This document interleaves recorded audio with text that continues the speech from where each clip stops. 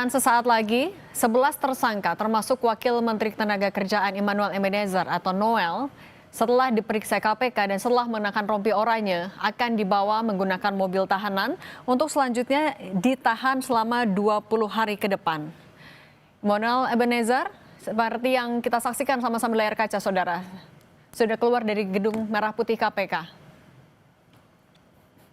Immanuel Ebenezer bersama dengan 10 orang lainnya sudah ditetapkan sebagai tersangka dalam kasus dugaan pemerasan dalam pengurusan sertifikat K3.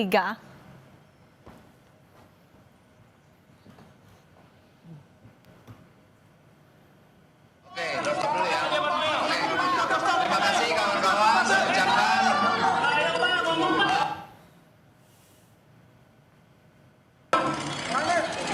saya ingin sekali pertama saya meminta maaf.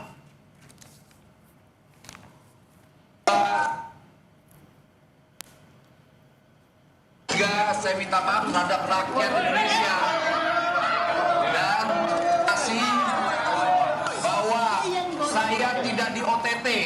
Pertama itu, kedua, kasus saya bukan kasus pemerasan, agar narasi di luar tidak menjadi narasi yang kotor yang memberatkan saya dan kawan-kawan yang bersama saya. Tidak ada sedikitpun kasus pemerasan, dan apa yang kami lakukan sangat mendukung sekali apa yang menjadi kebijakan KPK.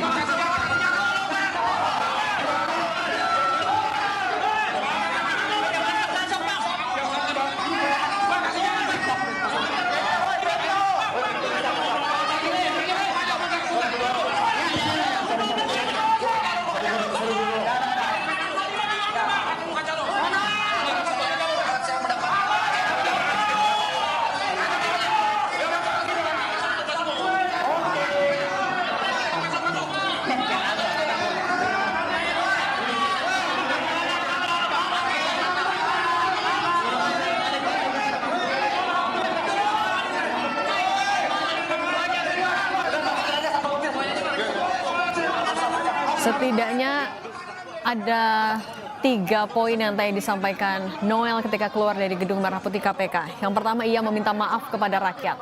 Yang kedua, ia membantah jika ia disebutkan masuk ke dalam daftar orang yang terjaring OTT. Ia bilang ia tidak di OTT. Dan yang ketiga, ia menegaskan kalau kasusnya bukan kasus pemerasan. Itu yang sempat ia sampaikan sebelum masuk ke dalam mobil tahanan untuk dibawa ke rumah tahanan atau rutan cabang KPK Gedung Merah Putih untuk ditahan selama 20 hari pertama. Terhitung sejak hari ini, 22 Agustus 2025 hingga 10 September 2025. Para tersangka dipersangkakan pasal 12 huruf E dan atau pasal 12B Undang-Undang tentang Pemberantasan Tindak Pidana Korupsi.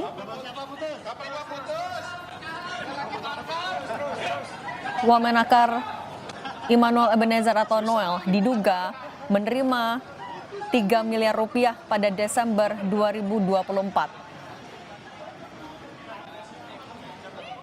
Dari 22 unit kendaraan bermotor baik itu roda 4 maupun roda 2 yang disita KPK menjadi alat bukti, 1 diantaranya yaitu 1 unit kendaraan roda 2 yang diamankan disebut disita oleh KPK dari Immanuel Ebenezer.